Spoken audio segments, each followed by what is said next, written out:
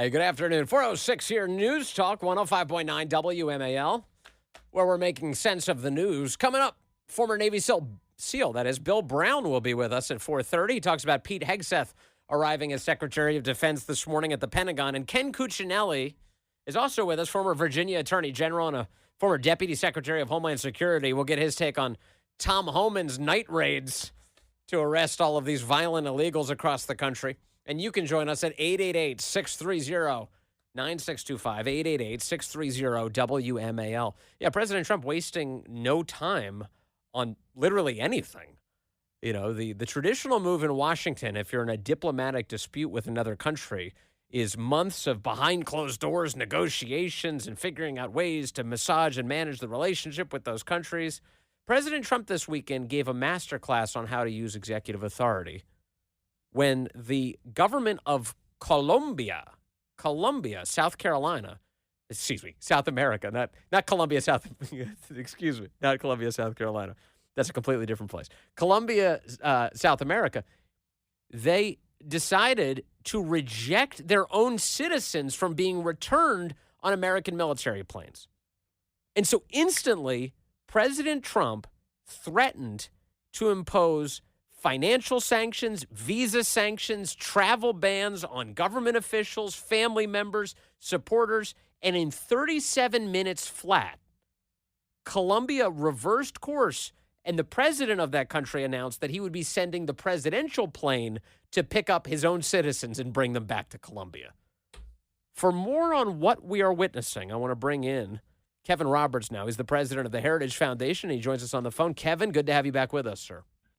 Always great to be with you. You know, in the 1 week since we spoke last, Vince, think about how the world has changed, evidenced by the sheriff being back in town and the socialist autocrat of Colombia saluting. What a glorious episode. It is amazing. I think it's super instructive, too, because it demonstrates that this is a power that the presidency has had, but almost no one has been willing to use it, Kevin. That's exactly right. And what's telling about what Trump is doing in this episode with Colombia is that, as I've heard at Heritage from many world leaders, the world's lacking moral clarity from America. We clearly did not have that in Joe Biden and Kamala Harris. Obviously, we had that in Trump in his first term. There were no wars started. But really what's at stake here is something as simple as common sense. In other words, it's just common sense that if you're Colombia, you are going to lose a negotiation with the United States any day of the week. And it doesn't matter if liberals like AOC complain about potentially higher coffee prices or wherever the hell we get our flowers from if it's Colombia. It's that this is the United States of America, and the presidency has much more authority, and it's appropriately so, than obviously Biden personified. And I just applaud Trump, not just for this episode, but this is really important, but also what this episode portends for dealing with the Europeans, Yes. with the Chinese Communist Party, with others. I think it's really helpful to see this vigorous presidency that our founders envisioned. Yes, there's a bit of a schoolyard psychology to this. You know, you beat up one of the bullies on the schoolyard. Everybody else is a little bit more wary about getting into that fight with you. And I think it's the kind of, it sends a warning shot to everybody that President Trump is not playing around. And I mentioned at the outset that this is not how things are normally done in Washington. There's an amazing Twitter X thread this weekend by a guy called Cynical Publius who tweeted out that the traditional approach here is that Colombia would announce that it's not taking our flights. And then on Monday, the U.S. State Department would convene an interagency task force. The task force would meet for 4 days and develop a position paper. The position paper would then be rejected by the Secretary of State because there wasn't enough equity built into the process. The task force would reconvene a whole week later to redevelop 3 new equity-centric courses. The list goes on and on and on. And then contrast that with what Trump just did, which is 37 minutes to resolution. Now, Kevin, what this tells me is, one, it's possible, but two, you need somebody with good instincts in this job. It's a powerful job, and the right guy has to be in the driver's seat. Yeah, you've got to have the right instincts, and you got to have a spine, and obviously Trump has both of those in spades. But then he also possesses something that ironically is lacking with a lot of our elected leaders, and that's communication ability.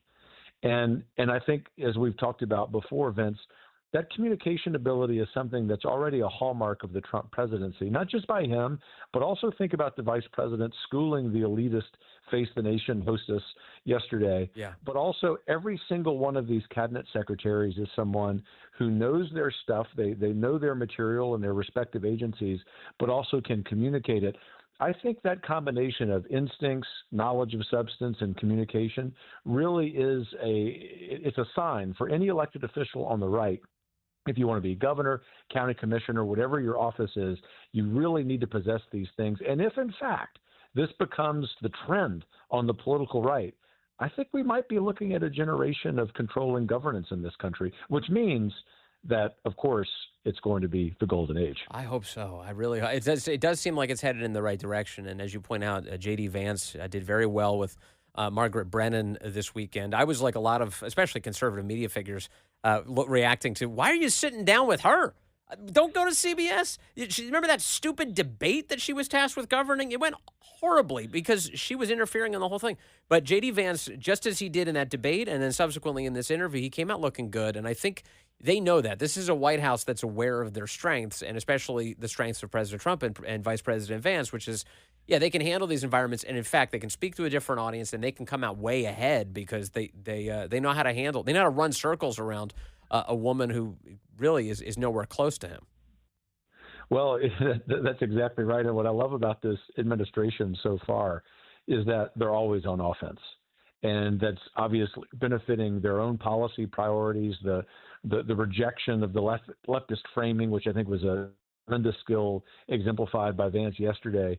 But, for years, you and I have been saying in our respective roles, the political right needs to stop playing defense. When we play defense, we accept the narrative of the other side. We accept the policy possibilities of the other side. We accept what the deep state and kind of squishy rhinos tell us.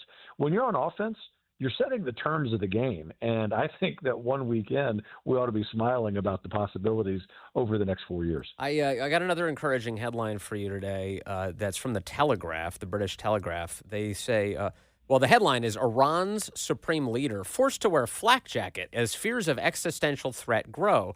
And they point out that recently he attended a funeral for some Iranian judges who were gunned down in Tehran. And while he was there, he appeared to be wearing a flak jacket to protect himself at the funeral, the Ayatollah Khamenei. But in this very same piece, they say that the various terror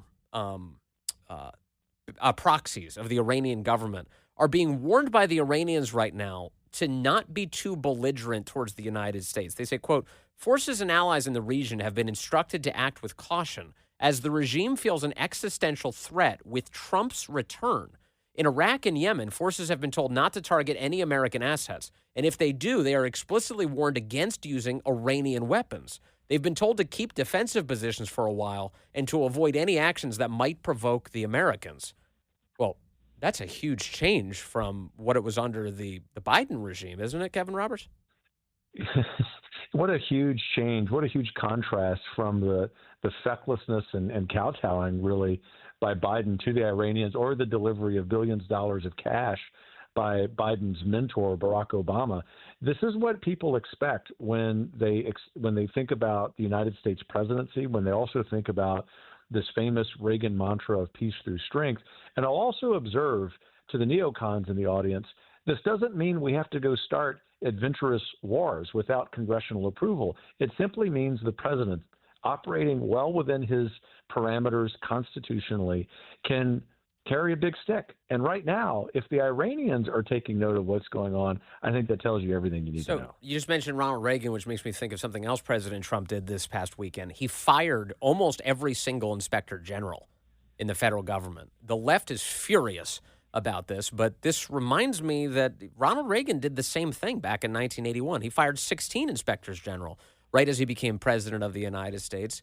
In fact, I feel like I've detected quite a few parallels between Ronald Reagan's various elections and President Trump's return to the Oval Office. What are you seeing? Well, no surprise there. They're the two most conservative, dare I say, two only conservative presidents we've had in the last half century. And on the matter of the inspectors general, I had a lot of fun yesterday overhearing media types and elected official types do precisely what our new X was saying, the cynical Publius guy I've got to meet, that, you go through these 17 different legal analyses and it takes a year to figure out if you can do this, or you can just go do it, which is what real leadership is. Yeah, there are going to be some legal questions. There are going to be some analysis that happens after the fact. Leadership is not wetting your index finger, putting it up in the air and deciding if that's what you're going to, or how you're going to go about your priorities. You simply lead. And this is what the United States has been lacking over the last 4 years. And I would also say it's what our culture has been lacking. We've become so effeminate. And actually, that's nothing against women. It's a celebration of women. We're all looking for real courage Yes. in our men, in our women, in all leadership roles. And look, I think all of this points to the fact that this is not just political and policy success, Vince. This really is a revitalization of American civilization. I do not think that that is an overstatement. Our culture has deteriorated to the point of being weak and feckless and, frankly, kind of embarrassing. Well, I mean, The gig is up. effeminacy is supposed to be a counterbalance. It's supposed to be, in other words, all things should exist in some sort of balance here. And we don't. We're totally out of balance. We've become too concentrated in effeminacy, and it's really come at the expense of our country, which is why it is so refreshing to see sort of a masculine, muscular presence by the guys who are now running the show. And my only prayer is that they can maintain this pace, Kevin Roberts, because I like what I've seen in the last week. As of this weekend, we are up to about 1,000 violent illegals who are being taken off the streets each day by an administration who is doing exactly what they promised they would. That's exactly right. And it's imperative, too, that they continue the pace, but it's also imperative that they continue to home in on those issues, those priorities that won them the election. And so it isn't just that sustaining political will requires the communication ability and the right policies. It's that politically they have to go in the right order. There's a certain chronology here. And so if you think about what Trump and Vance have done thus far with their public appearances, with their executive orders, they're focusing on the biggest problems in this country. And the point that I'm driving at, Vince, is what that does is it sort of closes the sale that there were some Americans who voted conservative for the first time last year, and they're looking for evidence that Trump and Vance are going to do what they said they were going to do. Well, they're doing that. And so this realignment that produced this electoral victory is a realignment that can produce a governing majority, not just this year and next, but into next election cycles. And ultimately, it is a social and cultural benefit to us, which gives us kind of our swagger back. The United States should always operate with that. Finally, we're looking at all these Senate confirmations. The process is going well so far. President Trump's nominees are making it through. Unfortunately, I mean, I'm glad Pete Hegseth made it through to become Secretary of Defense, but he squeaked through as Susan Collins and Lisa and Murkowski and Mitch McConnell all turned against him, and so J.D. Vance had to come and do that tie-breaking vote on Friday. Now we're watching as this week we'll look at RFK Jr. and Tulsi Gabbard and Kash Patel. What's your message to these Republican senators in the vein, Kevin Roberts, of what you were just talking about, this focus on doing right by the American people? Look, I hear a lot of frustration from regular Americans toward a few Senate Republicans that they're really making this whole process move along with the pace of a turtle. And they really do need to speed up. We need RFK confirmed. We need Tulsi confirmed. The American people love what Trump and Vance are doing, and they want all of these men and women to be in a position, first and foremost, to defend the country, but then to get about the business of right-sizing government, correcting the weaponization of the Department of Justice, for example. And ultimately, that's something that could be done in just another week. And so there's going to be mounting public pressure to get these confirmations done. Yeah, rightfully so.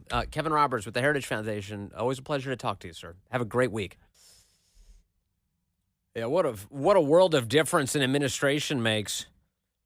In his final acts as President of the United States, Joe Biden, despite the fact that he was non-compos mentis, his signature was affixed to a huge range of pardons and commutations, including not just his family and not just Anthony Fauci and all these other people. One of the so-called nonviolent criminals that Joe Biden released murdered an 8-year-old child. Murdered an 8-year-old child and his mother. How about that? John Sexton writing over at Hot Air today that Joe Biden probably didn't even look at any of the 2,500 cases that he gave commutations for before leaving office, but he still took credit for setting a record. They were bragging about it. 2,500 people convicted of what they said were nonviolent drug offenses, and of course it was the ACLU that was pushing Joe Biden to grant all these commutations. One of the people that was convicted of a so-called nonviolent drug offense was somebody called Adrian Peeler. Peeler was the brother of another convicted murderer called Russell Peeler, who ran a drug gang in Bridgeport, Connecticut. Russell Peeler had a dispute with one of the people in his gang, Rudolph Sneed Jr. In 1997, Peeler attempted to carry out a drive-by shooting of Sneed while Sneed's 7-year-old son, Leroy, was in the car. Sneed was hit but survived. The boy's mother, Karen Clark, then brought him to the police where he identified Russell Peeler as the shooter. So in 1998, Russell Peeler decided to finish the job and burst into a barbershop and shot Sneed dead. He would eventually be convicted of that murder, but at the time he was still facing charges for the attempted drive-by shooting. With Sneed dead, the only witness was the little boy. After BJ's mother took him to the police, where he identified Peeler as the shooter in the 1997 drive-by, police offered her protection, but she refused and instead moved to a duplex on Earl Avenue. This is the reporting from the Connecticut Post. But coincidentally, that home was across the street from a house Russell Peeler used to cook crack. He asked his associates to kill the mother and her son, something he couldn't do because he was wearing an ankle monitor and couldn't leave his home. Adrian Peeler, Russell's brother, agreed to do it, unhappily, according to the testimony. He felt really bad about it. The mother and the son were ambushed as they returned home to their apartment in January of 1999. Police found the boy with a bullet hole in the back of his head on the stairs and Clark riddled with gunshot wounds and her outstretched hand inches from a phone. Peeler, the shooter, beat the top charge of murder and served 25 years in state prison for conspiracy to commit murder. That's what happened. And this is the guy who Joe Biden just released. Shot an 8-year-old dead in cold blood, shot in the back of the head, killed the mother. Joe Biden said that's a nonviolent drug offense. He's now free. Sentence commuted. Totally insane. Another good sign that I'm glad he's gone, but this should have never happened. What a difference an administration makes. It's 4:30. Hey, good afternoon. 4:36 now. News Talk 105.9 WMAL, where we're making sense of the news. Coming up in the next hour, Ken Cuccinelli will be with us, former Virginia Attorney General, former Deputy Secretary of Homeland Security. Talk to him about the efforts to get all of these violent criminals out of our country. And you can join us at 888-630-9625, 888-630-WMAL. Assisting in that mission of deporting violent people and securing our border is the Department of Defense, which thankfully has a brand new Secretary of Defense, Pete Hegseth. Here he is being sworn in Saturday morning by Vice President J.D. Vance. All of those words are fun to say. Put your hand on the Bible, raise your right hand, and repeat after me. I, Pete Hegseth. I, Pete Hegseth. Do solemnly swear. Do solemnly swear. That I will support and defend the Constitution of the United States. That I will support and defend the Constitution of the United States. Against all enemies, foreign and domestic. Against all enemies, foreign and domestic. That I will bear true faith and allegiance to the same. That I will bear true faith and allegiance to the same. That I take this obligation freely. That I take this obligation freely.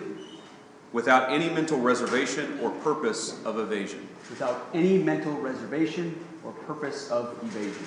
And that I will well and faithfully discharge. And that I will well and faithfully discharge. The duties of the office on which I am about to enter. The duties of the office of which I am about to enter. So help you God. So help me God. Congratulations. That's an oath that so many members of the military will be familiar with. Here is Secretary of Defense, Secretary Hegseth, arriving at the Pentagon this morning. Every moment that I'm here, I'm thinking about the guys and gals in Guam, in Germany, in Fort Benning and Fort Bragg. Note the name of the bases. On missile defense sites and aircraft carriers. Our job is lethality and readiness and warfighting. We're going to hold people accountable. I know the chairman agrees with that. The lawful orders of the President of the United States will be executed inside this Defense Department swiftly and without excuse.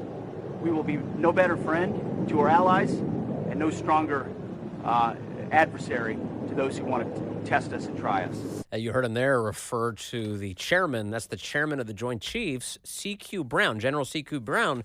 Some question of whether or not he'd be sticking around under a Trump administration. At least as of this morning, Secretary Hegseth seems comfortable with him in the role.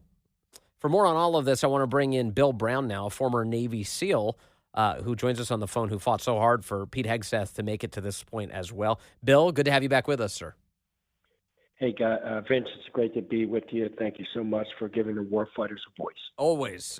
Tell me your reaction to now Secretary Hegseth getting the role. He's kind of squeaked in the end because it took Vice President Vance going in to cast a tie-breaking vote in the Senate on Friday.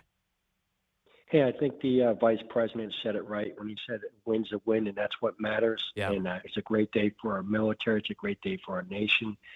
Look, we live in a very complex threat environment, and we need our military to get on gear. And one of the things you mentioned earlier is you talked about the threat on the 2,000 miles of our southern border, which is currently influenced and has a lot of control over organized criminal organizations or cartels. And I think the president took a big step in addressing this right away, because when we really think about it, they're responsible for killing more Americans than any other terrorist organization in history. Yes. Fentanyl has killed, it's responsible for 70% of the overdose, 107,000 overdose deaths every year. You look at what they have a huge influence on the extensive human trafficking networks into our nation.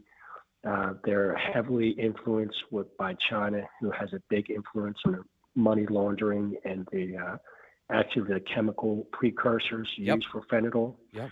So the president took a big step in addressing this threat. It's a big threat to our nation. It's a big threat to Americans and protecting us. We need to button up that border right away. I think they should have the CBs help with building that border. Yes. I think we need to take big steps as far as getting the cartels, their family members, and their members out of our international banking system. Because if it's not profitable, then it's going to hurt them where it matters, and it's going to greatly reduce their influence. I also think we should use our special forces. I'm a former SEAL. I think we should absolutely use our special forces to take out their organizational infrastructure and destroying their super labs. Yeah, that'd be a big deal. That'd send a really clear message. And President Trump has signaled that he is open to that very thing. By the way, speaking of the conflict that is on our border, just in the last hour, they say that Fox's Bill Malugin reports that suspected cartel gunmen began firing upon Border Patrol agents in Fronton, Texas. The Border Patrol agents returned fire. Apparently, no one was hit in the exchange of gunfire, but we have a very real battle going on. We have on our southern border, as you just so well laid out, Bill Brown. That does seem to me, I see these Democrats who are like, what are the military doing there? Why is the military involved? I keep thinking, well, isn't the military's primary mission to protect American citizens, to keep us alive from adversaries like this? 100%. That's really what the military is about. It's about protecting us. And it doesn't take a genius in the Pentagon to realize there's been a national security threat at our southern border for quite some time. It took Trump's courage and leadership to address that threat when others would not. Look, I believe as a SEAL, we lived by, in any op, it was always surprise, speed, and violence of action. And when you let your adversaries know there's zero BS going on, people comply. We call it pain compliance. Look, we can't have people at the border, these drug organizations, threatening, intimidating, and controlling 2,000 miles worth of our border. That has to stop, and that has to stop today. Look, they want to mess around with the U.S. military. They're going to find out a hard lesson, and they need to find that out as soon as possible. Yeah, we saw some reports that the Marines headed to the border this last week are locked and loaded, and if the cartels dare exchange fire, they're going to return it.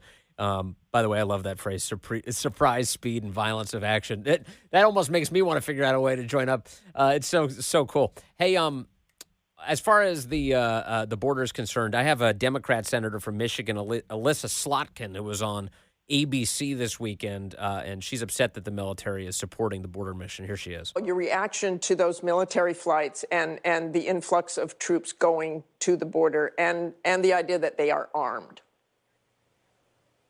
Yeah, I mean, look, I think we've had multiple administrations who have sent uniformed troops, active duty troops to the southern border in support roles, right? According to our Constitution, you can go in supporting roles, logistics, driving, setting up facilities, setting up, border locations, whatever. It's very different when you cross the line into law enforcement. Our military are not trained as law enforcement officers. They'll be the first one to tell you that. That's not why they got into service.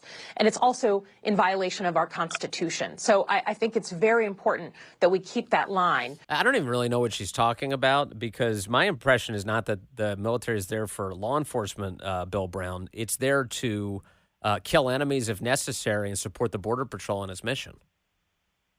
Well, my number one rebuttal to her would be, hey, guess what? The DEA states that the number one cause of deaths for Americans ages 18 to 45 is death via overdose via fentanyl. Right. So if you're not interested in American first, American citizens, their safety, look, we're looking at the Homeland Security recently released a fact sheet for fiscal year 2024, and they stated they encountered over 3 million illegal immigrants at the southwest border. But that's a greater number than most major cities in our nation. But that has to stop. It's obviously we need to do something. It's a national security threat. You look at the very portable, dangerous weapon systems out there and the mass horror they can cause. You can see what happened on 9/11 when we fell asleep. You can see what happened with the intelligence agencies on October 7th in Israel when they fell asleep. Yep. Look, we have to lock up our border. We have to put America first, our citizens first. And I like the way that the SEAL teams operate. We don't operate. We try to take the decision makers off the chessboard. When you start taking the decision makers off the chessboard, similar to how the FBI did when they targeted organized Italian enterprises in America back in the 80s, that's the right way. When you start taking out their ability to make money, their ability to move money around, and then you start taking decision makers off the chessboard, that's the right way that things are done. Not having border fights with foot soldiers and uneducated gangsters. That's not the right way. We lock and hold the border, and then we take out key decision makers and their ability to finance and move funds around. That's the right way. And kill hundreds of thousands of Americans each year. Okay, so let me move on to one other topic with you. Secretary Hegseth today previewing that a number of executive orders are coming out today, more from President Trump, addressing some of the issues inside of the Pentagon. Here's what he said. Today, there are more executive orders coming that we fully support on removing DEI inside the Pentagon, reinstating troops who were pushed out because of COVID mandates, Iron Dome for America. This is happening quickly. And as the Secretary of Defense, it's an honor to salute smartly, as I did as a junior officer and now as the Secretary of Defense. Bill Brown, there's a lot to unpack here, but among the things he's talking about, reinstating troops who were pushed out because of COVID. This is a big step. This is a promise that President Trump made on the campaign trail, now fulfilling it. Their plan is to welcome back as many troops as they can possibly welcome back with full back pay. Anybody who was booted for failing to take the COVID jab when it was mandated before. What do you think of that? I think all the steps in these executive orders are all based on one thing, on protecting our nation. And so, number one, there's a huge issue with recruitment. Yeah. And so what are all these efforts? Even you talk about the Iron Dome, that's basically about protecting us. These other measures, executive orders, it's about, guess what? These men and women who loved our nation, served our country, we spent millions of dollars training them. Why not get them back in the fight with us? And here's something else. Here's the truth. The truth is warfare today is much more advanced than it used to be. And they're talking about, the Democrats that I've seen heard about lowering the standards. That's the wrong way forward. The right way forward is actually use incentives that they use in the corporate sector to recruit the type of talent and personnel that we need in the military. Now, one of the things I've recently proposed, and the Secretary of Defense, Pete Hegseth, agreed, is that I propose that we follow Alexander the Great's example. Now, Alexander the Great, one of the incentives he did for the Macedonians was they guess what? They didn't have to pay taxes. And I propose a similar type of proposal. If you're serving in our nation's military or you have served for 10 years, you shouldn't have to pay federal or state taxes. Now, what's going to happen is you're going to greatly increase your recruiting pool. Yes. And those are the type, and with the cyber technology and different technical fields we need, that's what we need to offer, these type of incentives and these type of training curriculums. Yes. To basically get people in the pipeline for these fields that we need. Because I guarantee that pooling field for recruitment is greatly going to enhance when you have incentives where, guess what, I only served my nation for 10 years, because a lot of the training the military has, I was a SEAL. They spent millions of dollars in years training me, right? So you train somebody for a certain type of sophisticated field. It's going to take a couple years. Now you want to keep them around for a couple more years. So guess what? And when I was in Bosnia working with the Brits, they had a similar type of proposal where they did 10 years, they got a partial retirement. I did, and then if they did 20, they got a full. Yeah. Well, the military spent millions of dollars training me, and I did 3 deployments back to back to back. I went to war for my country. Guess what? If they would have offered me, if I would have done 2 more years, and I would have got a half a pension, I did 8. I would have done another combat deployment if I could have got a half a pension for the rest of my life. Right. That type of out-of-the-box thinking is what the type of incentives that we need to keep these good men and women who love our country at the front lines for us, in these critical fields where we need them. And I am so glad that we finally have a warfighter like Pete Hegseth at command, who knows what we need to get the job done, knows what we need to address the threats, knows the type of incentives that we need to recruit the type of talented personnel that we need in the military. Because guess what? The days where you can get somebody who hasn't had a degree or only has a degree in the military, those days are over. It's a sophisticated world that we live in with advanced technology, and those are the type of talented people that we need to recruit and build. And those are the type of incentives we need to bring to the table. I love it. It's great out-of-the-box thinking, and it could really increase the talent pool dramatically. Hey, Bill Brown, former Navy SEAL, sir, love having you on the show. Thank you for your effort to get Pete Hegseth into this position, and I think you and I both agree it's going to pay off. Thank you very much, sir. The women of The View are upset at President Trump. What else is new? Can you believe Anna Navarro, who is such a goofball, that woman, total goober.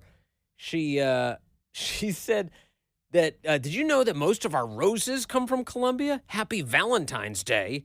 She's nervous. She's angry that Donald Trump squared off with the president of Colombia and said, you're going to take back all of your foreign nationals who are here illegally. I'm not asking. I'm telling you. And he said, I'm gonna threaten tariffs on you. Oh no, our roses might be more expensive. I won't be able to fill my home with fresh cut roses, she says. Don't you just love the left? They filter this all through the lens of their own personal luxuries, But how will I be able to continue underpaying servants if you deport illegals? Lady, you're out of touch, like way out of touch. And it's about time reality smacks you in the forehead. All right, hold on. I got a lot more, including Ken Cuccinelli joining us in the next hour as we discuss righting the ship here in America.